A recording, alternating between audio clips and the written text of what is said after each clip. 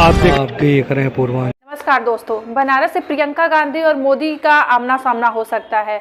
ऐसे अटकलें तेज हो रहे हैं कि प्रियंका गांधी के 2024 लोकसभा चुनाव के संसदीय क्षेत्र बनारस से लड़ने की उम्मीद है। दोस्तों, विपक्ष का मानना है कि भाजपा का मुकाबला करने के लिए कुछ अलग एक्सपेरिमेंट की जरूरत है।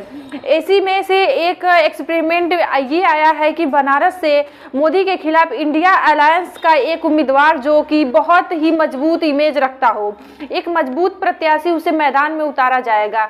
मीडिया में चल रही खबरों के मुताबिक टीएमसी नेता और पश्चिम बंगाल के मुख्यमंत्री ममता बनर्जी चाहती हैं कि कांग्रेस की महासचिव प्रियंका गांधी वाड्रा को बनारस की प्रत्याशी बनाने के लिए आगे किया जाए, क्योंकि वह एक मजबूत प्रत्याशी साबित हो सकती हैं। यह प्रस्ताव ममता बनर्जी ने दिल्ली के विपक्ष गठबंधन में चौथी बैठक के दौरान रखा। उन्होंने पीएम मोदी के खिलाफ वाराणसी सीट के लिए इंडिया ब्लॉक के लिए उम्मीदवार को प्रियंका का नाम प्रस्तावित करके एक और नई बहस छेड़ दी है।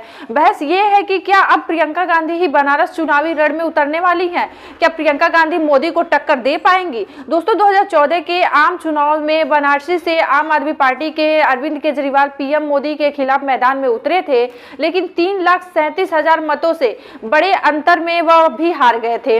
इसके बाद साल 2019 से लेकर लोकसभा चुनाव पीएम मोदी के खिलाफ वाराणसी से प्रियंका गांधी की काफी चर्चा तेजी से हुई थी, लेकिन तब इस हाई प्रोफाइल के लिए अजय राय को मैदान में उतार कर इन सभी अटकलों पर विराम लगा दिया गया था।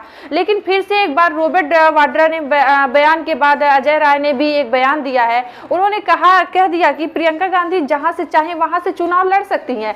ऐसे में एक स्ट्रांग उम्मीदवार के रूप में ममता बनर्जी चाहती हैं कि प्रियंका गांधी मोदी का सामना करे। हालांकि इंडिया ब्लॉक के बैठक के बाद ममता बनर्जी से वाराणसी से प्रियंका गांधी के उम्मीदवारी के बारे में पूछा गया तो उन्होंने कहा कि हम लोगों में से कोई नहीं बता सकेगा कि जो बात हुई है। अगर देखा जाए तो उन्हें प्रियंका गांधी को उम्मीदवार बनाए जाने की जो बात है उसे इनकार भी नहीं किया।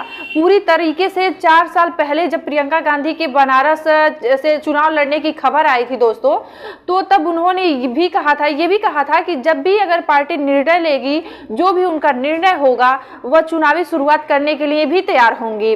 अगर बनारस होगा तो वह बनारस से भी चुनाव लड़ सकती हैं। जब उनसे पूछा गया कि क्या वाराणसी से चुनाव लड़ेंगी, तो उन्होंने बड़े ही चुटकुले अंदाज में कहा कि क्यों नहीं, प्रियंका चुनाव वहां लड़ती हैं तो वह बखूबी मोदी को टक्कर दे सकती हैं। दोस्तों, उत्तर प्रदेश के वाराणसी लोकसभा सीट इसलिए बेहद खास है क्योंकि 1991 के बाद से सिर्फ 2004 को अगर छोड़ दिया जाए तो हर चुनाव में बीजेपी की जीत हुई है। पीएम मोदी को 2014 से और 2019 के सीट से बम्पर जीत मिली थी। वाराणसी सीट को जितना इंडिया गठबंधन के लिए बेहद मुश्किल सीट माना जा रहा है। ऐसे में गठबंधन के लिए इस सीट में एक ऐसा उम्मीदवार उतारना बेहद जरूरी है जो जनता के बीच में अच्छी पकड़ रखता हो, जिसकी लोकप्रियता मोदी से ज्यादा ना हो तो उससे कम भी ना हो। अब देखना होगा कि क्या इंडिया गठबंधन प्रियंका गांधी के नाम पर क्या फैसला लेती है। आपको बता दें कि इंडिया की चौथी बैठक में ममता बनर्जी ने इंडिया ब्लॉक के सदस्यों से 31 दिसंबर 2023 तक सीट बंटवारे को अंतिम रूप देने का आग्रह किया है। सूत्रों ने कहा है कि इस बात पर काफी हद तक सहमति बनी है कि राज्य स्तर पर सीट बंटवारे को दिसंबर के अंत तक और बाद में शीर्ष नेतृत्व स्तर पर जनवरी के दूसरे हफ्ते तक अंतिम रूप दिया जा सकता है। यानी कि प्रियंका का नाम अगर क्लियर होगा तो इस दिसंबर के अंतिम चरण में पूरी तरह से क्लियर हो जाएगा। दोस्तों, आपको क्या लगता है? अपनी राय हमें कमेंट सेक्शन में लिख के बताइएगा। अगर वीडियो अच्छी लगी हो तो ज्यादा से ज्यादा शेयर कीजिएगा, लाइक कीजिएगा और चैनल को सब्सक्राइब करना ना भूलिएगा।